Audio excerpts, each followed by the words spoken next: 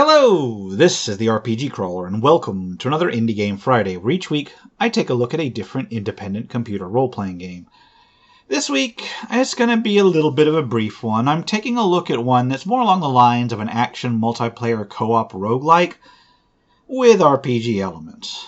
Published by Head Up Games, Looterkings was released back in 2017.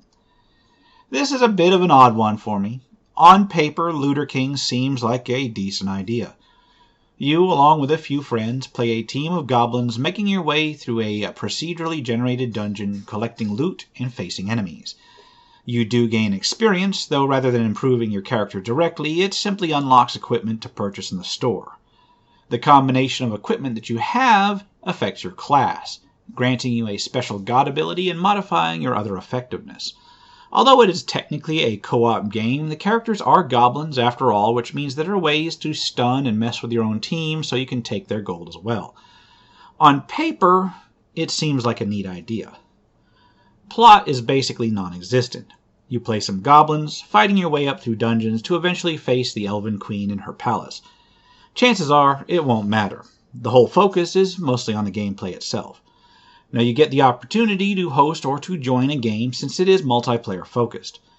Hosting gives you the opportunity to set a password or use a public game and pick between different game modes. There is a normal mode which has permadeath but extra gems, an easy mode with no permadeath, and then a goblin game that has a 2 versus 2 soccer-based gaming, as well as a Twitch mode that lets you play with your followers on Twitch. I must note that, once again, I haven't had a chance to test most of the multiplayer in this particular look at, which is unfortunate because it's such a big part of the game. From what I understand, that when it works, it does contribute greatly to the gameplay, but we'll get into the whole when it works bit in a little while. As far as actual play goes, you are dropped right into a quick tutorial level with a random starter weapon. Gameplay is from a third-person perspective with controls allowing for movement, jumping, making a standard attack, making a special attack, triggering your god ability, and you can also collect mushrooms and throw them. Collecting a mushroom actually heals you if you're already damaged, but if you're at full health, you can keep up to 3 mushrooms to throw at enemies and friends. When it hits, they stun them and possibly triggers additional effects depending on the mushroom. You can also stack up with another goblin, which improves your weapon's special attack, augments your god ability, and allows you to combine your abilities with those of the other goblin in the stack. The interface shows your god ability, your ascendant icon with health, and then your weapon's special ability and recharge. Your ascendant is effectively your goblin's class. This is based on your combination of gear.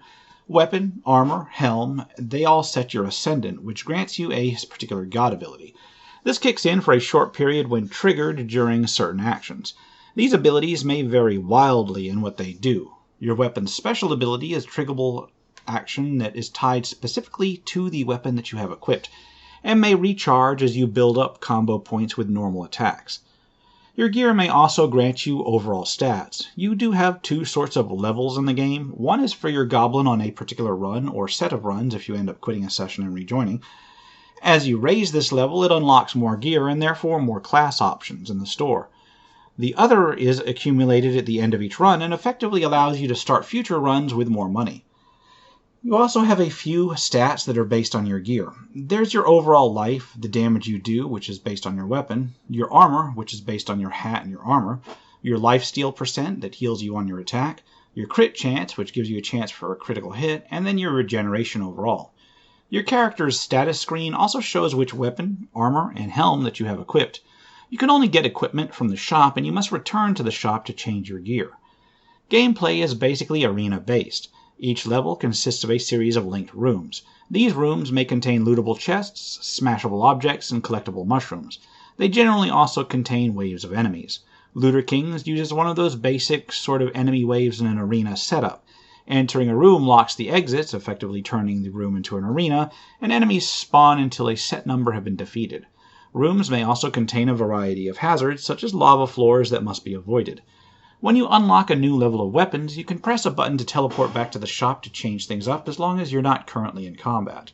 And from the shop, you can press the same button to teleport back to where you were. At any time that you aren't locked into an arena fight, you can head back through the cleared rooms to explore other doors. Some levels may contain mini-bosses, which may not necessarily be required to kill, since the goal is simply to get to the elevator to the next level, but they will provide a fair amount of loot and bonus points, so you may want to go after them anyway. And so the whole process of play is very simple. You kill enemies for loot and experience, and advance through the dungeon, changing or upgrading gear when you want to change your overall play. So how does the game itself go? Well, graphically, it's rather cute. There's a kind of low-poly goblin kind of aesthetic and a generously decorated cartoon-style dungeon world with very similar art style in the enemies. It all fits rather well. The music's about what you would expect of a game involving goblins. Nice ambient instrumentals, heavily on the woodwinds and percussion for a sort of semi-goofy feel at times. The actual mechanics, fighting, jumping, and moving, they're a little floaty. Playing the game solo, I often found myself spending much of each level running around to flee from enemies just to get a shot off, and even that didn't work sometimes, as some enemies could easily catch up. Now, it wasn't the jankiest of games that I've ever played, but it definitely needed a bit more work in that regard. So the main problem with Looterkings is one shared with many multiplayer co-op games from more indie-style developers, and this is where the issues really come in. As time goes on, the multiplayer portion gets harder and harder to hook up in any game that's designed this way. Therefore, the game itself begins to suffer. Since Looterkings leans so heavily into the co-op style, you're probably really only to get to play with groups that you set up beforehand, so perhaps yourself and a group of friends that also have the game on their library. Running through the game solo was a real slog, and I can name at least 3 other arena-style procedural action games with stronger and more fun RPG elements that I'd rather have played, but this is just something that happens when you gear your game towards multiplayer.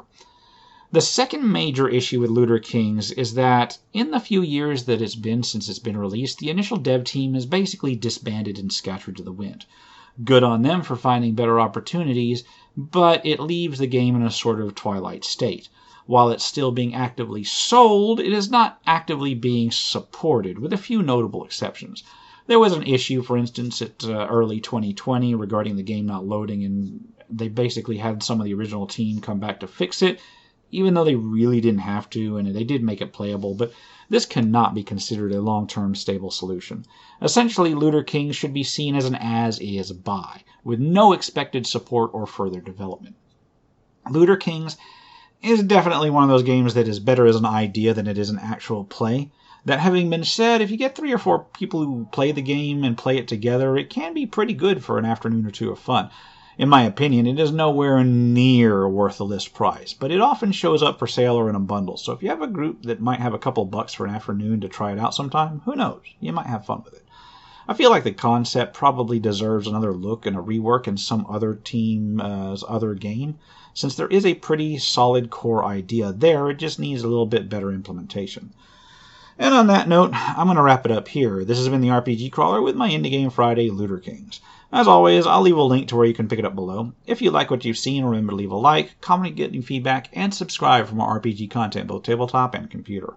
Until next time, take care and goodbye.